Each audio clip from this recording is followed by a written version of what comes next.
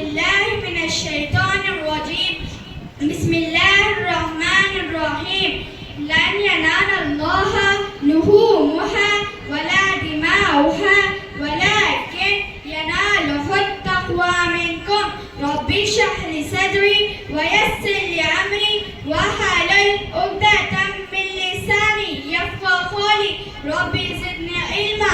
My respected elders, my dear brothers and sisters, I welcome all of you with Islamic greeting. Assalamu alaikum wa rahmatullahi wa barakatuhu. May peace, mercy and blessings of Allah subhanahu wa ta'ala be on all of you.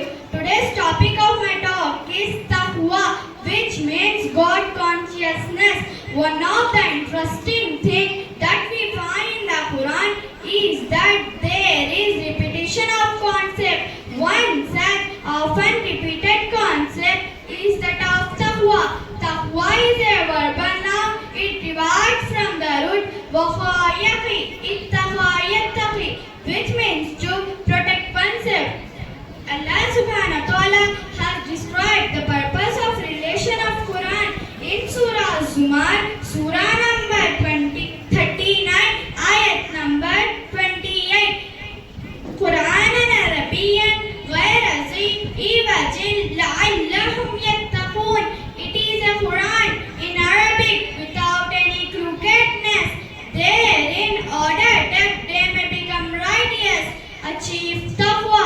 And in one more place in the glorious Quran, in Surah Hujurat, Surah number 49, ayat number 13, Allah says, Ya ayyuhan nasu inna khalaqnakum min zakari wa unsa wa ja'alnakum shu'u'an wa qaba'ila lita'arafu inna akramakum inna Allaha attaqakum inna Allaha alimun khabir. O mankind, we have created you from a male and female and made into a nations and tribes that you may know one another. Verily, the most honorable of you with Allah who has taqwa. In this ayat, Allah subhanahu wa ta'ala has described the most honorable of you with Allah, those who have taqwa, not the one who is rich, not the one who is fair or beautiful, but the one who has God consciousness. And whoever put their trust in Allah, then Allah alone is sufficient for them. Certainly, Allah will achieve His will. There are many ayats describing about how a person can become a muttaqi. I pray to Allah for all of us from the muttaqiyun. Ameen. Wa akhiru da'wana anil hamdulillahi rabbil alameen. Wassalamu alaikum wa rahmatullahi wa barakatuhu. माशाअल्लाह बारकल्लाहु Feke. ये थी नन्ही मुकर्रिरा जो piece school एनारपटा branch से ताल्लुक़ रखती हैं, वहाँ पर ये तालीम हासिल करती हैं। अल्लाह ताला मज़ीद तरक्की अता फरमाए। उसके बाद हाज़रीन, हमारे दरमियान एक अजीम शख्सियत जलवा अफरोज़ हैं जो इस वक्त हमारे स्टेज की रौनक बने हुए हैं। खतीब बेबाक, मुफक्किर मिल्लत, शहर हैदराबाद और सिकंदराबाद के अमीर मोहतरम, मेरी मुराद शफीक आलम खान साहब जामाई हफिज़हुल्लाह। मैं शेख को दावत सुखन देता हूँ कि शेख तशरीफ़ लाएँ। और बड़ी माज़रत के साथ मुझे ये कहना पड़ रहा है कि शेख मोहतरम जैसे मुकर्रिर के लिए हमारे पास सिर्फ 15 मिनट हैं। शेख बड़ी माज़रत के साथ तशरीफ़ लाएँ और हमें मुस्तफ़ीज़ फरमाएं।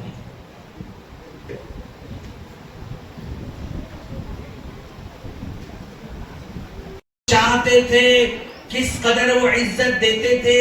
میں تھوڑی سی باتیں آپ کے سامنے رکھنے کی کوشش کروں گا انشاءاللہ. پیارے بچوں اور ماں اور بہنوں، دیکھیں کہ ہم جس نبی کے مسابقے میں اپنے بچوں کو شرکت کر چکے ہیں، وہ نبی اپنے بچوں سے، امت کے بچوں سے کس قدر محبت کرتے تھے.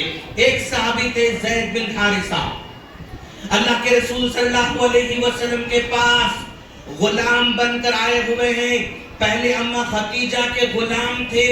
اماں خدیجہ نے اس غلام کو گفٹ کر دیا اپنے ہسبینڈ یعنی شوہر کو، نبی صلی اللہ علیہ وسلم کو. چھوٹے بچے ہیں، غلام بن کر آئے ہوئے ہیں. نبی نے ان کے ساتھ اس قدر محبت کی، اس قدر محبت کی، ایسی ان کو عزت دی، ایسی اس عزت دی. ایک زمانہ آتا ہے جس میں زید بن حارثہ کے ماں باپ ان کو لینے نبی کے پاس آتے ہیں کہ ہمارا بیٹا محمد کے پاس ہے، ہمارا پیارا آنکھوں کا تارا محمد کے پاس ہے. تو ان کے چاچا، ان کے والد دونوں کے دونوں اپنے بیٹے کو لینے نبی کے پاس آتے ہیں اور آ کر کہتے ہیں کہ محمد ہمارا بیٹا آپ کے پاس ہے، ہمارا بیٹا آپ کے پاس ہے، ہمارا بھتیجا آپ کے پاس ہے، ہم لے کر جانا چاہتے ہیں. تو اللہ کے رسول صلی اللہ علیہ وسلم نے فرمایا بالکل آپ کا بیٹا ہمارے پاس ہے، آپ کا بھتیجا ہمارے پاس ہے. اس بھتیجے سے پوچھ لو، اگر جانا چاہے تو بالکل لے کر جا سکتے ہو، اور اگر وہ جانے سے انکار کرے تو میں کچھ نہیں کر سکتا. اگر وہ آپ کے ساتھ جانا چاہے تو بالکل لے کر جا سکتے ہو، اگر وہ جانے سے انکار کرے تو ہم کچھ نہیں کر سکتے. تو باپ اپنے بیٹے سے کہتا ہے بیٹا چلو، تم کیوں غلامی کی زندگی بسر کر رہے ہو، کیوں یہاں پر پڑے ہوئے ہو، تم ہمارے بیٹے ہو، ہمارے ساتھ چلو. چاچا بھی کہتا ہے بھتیجے چلو، لیکن وہ چھوٹا بیٹا کہتا ہے کہ میں محمد کو چھوڑ کر جانا نہیں چاہتا، اس لیے کہ محمد نے مجھ سے اتنی محبت کی ہے کہ باپ سے بڑھ کر انہوں نے مجھے چاہا ہے، باپ سے بڑھ کر انہوں نے مجھ سے محبت کی ہے. تو لہذا وہ بیٹا باپ کے پاس جانے سے انکار کرتا ہے، نبی کے ساتھ رہنے کو پسند کرتا ہے. چاچا کے پاس جانے سے انکار کرتا ہے، نبی کے پاس رہنے کو پسند کرتا ہے. اس قدر محبت کی ہمارے نبی نے بچوں سے. اور ان کے بیٹے ہوتے ہیں، زید بن حارثہ کے بیٹے ہو جاتے ہیں. تو زید بن حارثہ تو غلام تھے، ان کے بیٹے ہونے کے بعد ان کے بیٹے اسامہ رضی اللہ تعالیٰ عنہ کو اپنی مانڈی پر بٹھاتے ہیں، اور ایک مانڈی پر اپنے نواسے حسن کو بٹھاتے ہیں، اور دونوں کو بٹھا کر کہتے ہیں اللہم ارحمہما، اے اللہ ان دونوں پر رحم فرما. اپنے سینے سے دبوچ کر کہتے ہیں کہ میں ان دونوں سے محبت کرتا ہوں، تو بھی ان دونوں سے محبت فرما.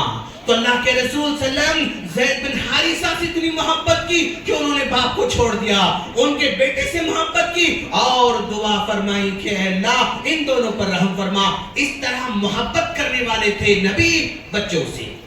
اور ذرا دیکھیں آپ اللہ کے رسول صلی اللہ علیہ وسلم بچوں سے کیسے محبت کر رہے ہیں کہ جب کبھی محفل میں بیٹھے ہوئے ہیں، مجلس میں بیٹھے ہوئے ہیں، نبی کو کوئی آدمی آ کر گفٹ دیتا تھا، اگر کھجور لا کر دیا کرتا تھا، موسم کا پھل لا کر اگر نبی کو دیا کرتا تھا، تو اللہ کے رسول صلی اللہ علیہ وسلم موسم کا سب سے پہلا پھل اور آنے والا گفٹ مجلس میں بیٹھنے والے سب سے پہلے جو بچے ہوا کرتے تھے ان بچوں کے حوالے کرتے تھے کہ بیٹا تم کھاؤ، پہلے تمہارا حق کہا کرتے تھے.